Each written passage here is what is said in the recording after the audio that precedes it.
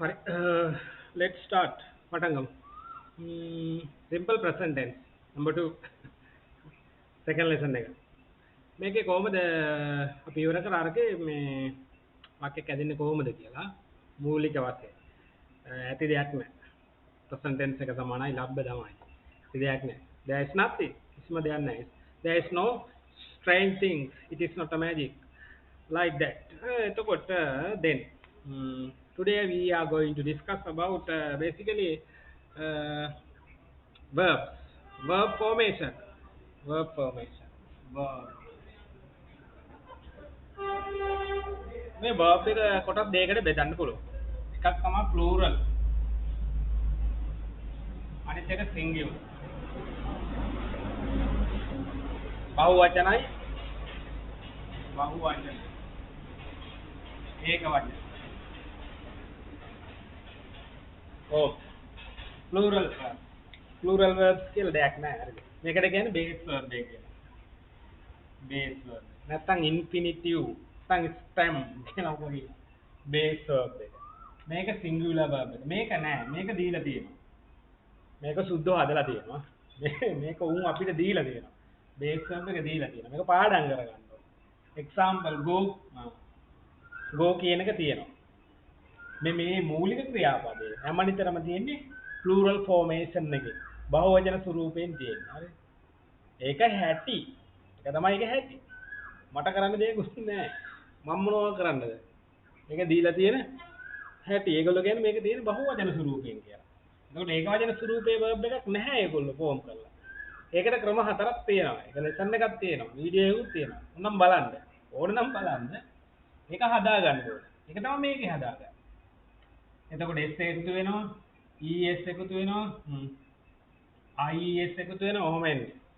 කෙරවලට verb එකේ කෙරවලට. base verb එකේ කෙරවලට s es is එකතු වෙනවා. ies එකතු වෙනවා. එතකොට මේවා ඒක වචන. ඔන්න ඔහොම තමයි තියෙන්නේ. හරිද? එතකොට go එක ඒක වචන. මේ බහුවචනයි go කියන්නේ. go කියන්නේ යනවා, යන්න. ඒක බහුවචන ස්වරූපයෙන් තියෙන්නේ. plural formation එකෙන් තමයි තියෙන්නේ. එතකොට ඒක වචන වුණාම goes වෙනවා. ඒක goes වෙනවා. ඕකේ හොඳම කාරණේ මෙන්න මේකයි. go කියන verb එක ඇතුලේ එකක් තියෙනවා කියලා කියනවා. මොකද මේ go කියන එක ඇතුලේ තියෙනවා තව වචනයක්. තව term එකක් තියෙනවා. මොකද්ද? මේක ඇතුලේ තියෙනවා. මේක ඇතුලේ තියෙනවා do කියලා එකක් තියෙනවා. මේක ඇතුලේ do කියලා එකක් තියෙනවා කියලා හිතාගන්න. do කියලා එකක් මේකේ තියෙනවලු. සුද්ධ කියන්නේ මම නෙමෙයි කියන්නේ. ඉතින් ඒව මතක තියාගන්න. වෙන කරන්න දෙයක් නැහැ. වෙන කරන්න දෙයක් නැහැ. ඉතින් අවශ්‍යතාවය ඒක නම් ඉතින් මතක තියාගන්න. එතකොට මේ මූලික ක්‍රියාපදේ හැම plural verb එකක මොකද්ද තියෙන්නේ? do කියන term එක තියෙනවා. එතකොට මෙන්න මේ වගේ singular මේ වගේ තියෙනවා කියනවා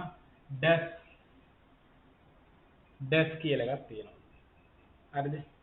මේ වගේ does කියලා එකක් තියෙනවා මතක තියාගන්න. ඒක නම් හොයාගන්න ලේසි මේ s අකුර තියෙනවා නම් මේ වගේ s තියෙනවා. ඒකෙන් හොයාගන්න පුළුවන්. singular verb එකක් හොයාගන්න පුළුවන් මේක s තියෙනවා එහෙනම් මේක s තියෙන්නේ ඒ හින්දා කියලා. මේ ඒ නිසා තමයි මේක s තියෙන්නේ කියලා හිතා ගන්න පුළුවන්. ඔන්නෝමයි තියෙන්නේ. එතකොට සරලවම කිව්වොත් මොකද්ද verb එක කොටස් දෙකකට බෙදන්න පුළුවන්. plural formation එකේ බහුවචන ස්වරූපේ base verb එක. නැත්නම් singular. ඒක අපි හදා ගන්න ඕනේ. ඇයි මේ plural ඇයි මේ singular කියලා දුන්නා. plural තියෙන plural subject එකත් එක්ක භාවිතා කරන්න. I, we, you, they any plural name and also singular subject he, she, it any singular name ඒවත් එක්ක තමයි මේක භාවිතා කරන්නේ. ඒක දෙකට බෙදලා තියෙන්නේ ඒකයි. ඒකට sentence එක form කරද්දී මේ theory එන්න ඕනේ. කොහොමද එන්න ඕනේ? හරි. බලමු.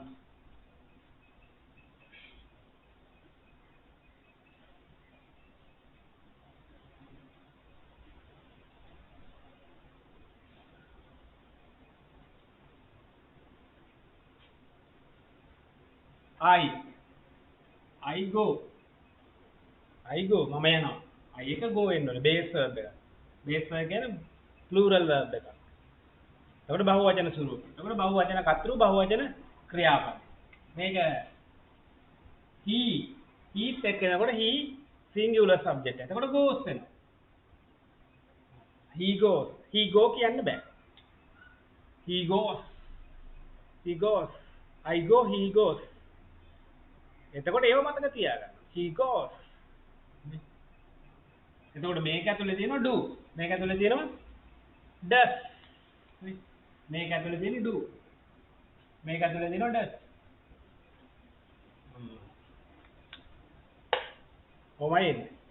මේක නෑ කියලා හදන එක තමයි ඊළඟ කාර්යය. නෑ කියද not. මෙන්න මේව හදන්න. I මේ do ගන්න ඕනේ එළියට. do මේ do ගත්තා මෙතන. ඒකට තමයි එකතු කරන්නේ do not. ඊට පස්සේ go. මම යන්නේ නෑ. I do not go. I do not go. මේක කොහොමද? He මේ does එළියට ගන්න ඕනේ. does not. එතකොට මේකේ තියෙන does එළියට ගත්තාම මේ goes එකේ තියෙන does එළියට ගත්තාම මොකක්ද යන්නේ? මෙන්න මේ es දෙක යනවා. ඒකෙන් හැදෙන්නේ ඒක වචන. මේ es දෙක යනවා. එතකොට ඉතුරු වෙන්නේ go. does ගත්තාම ඉතුරු වෙන්නේ base verb එක කියන්නේ. does ගත්තාම මූලික ස්වරූපේ ඉතුරු වෙනවා. He does not go. He does not goes කියන්න බෑ. We can't say like that. He does not go. Completely wrong. He does not go. He doesn't go. He doesn't go.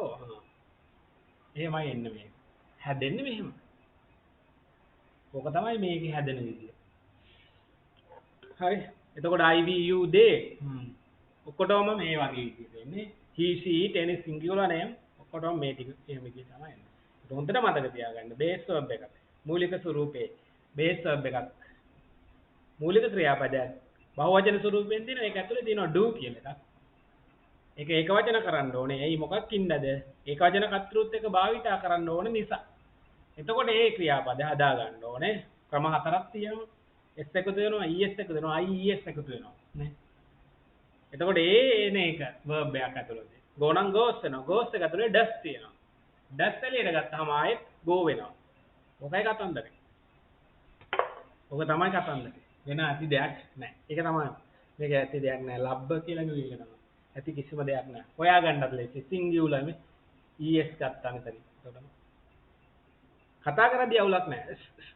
සයන්න සද්දෙන්නේ. s සද්දේ තමයි කතා කරනකොට එන්නේ. when speaking s sound හැම එකටම goes ලියද්දි තමයි මේක es එහෙම එන්නේ.